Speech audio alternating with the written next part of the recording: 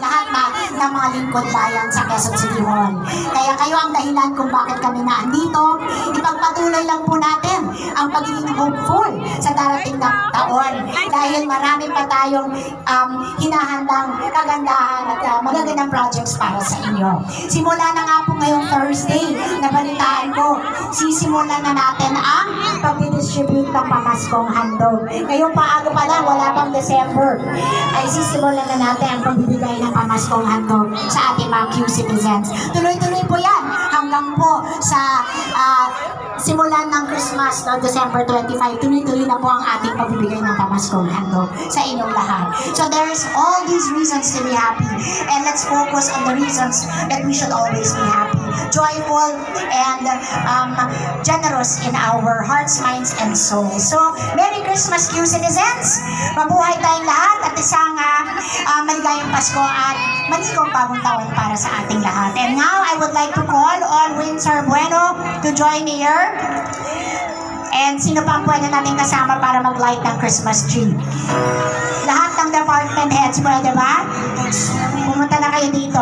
Wala tayong mga konsehal ngayon dahil wala silang pasok ngayon. Walang session.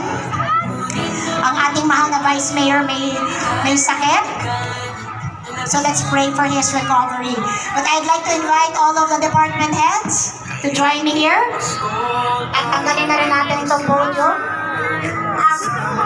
Mayor, nais po namin kayong ibitahin dito po sa Mayor. Kaya dito tayo sa harapan, bumaba kayo muli.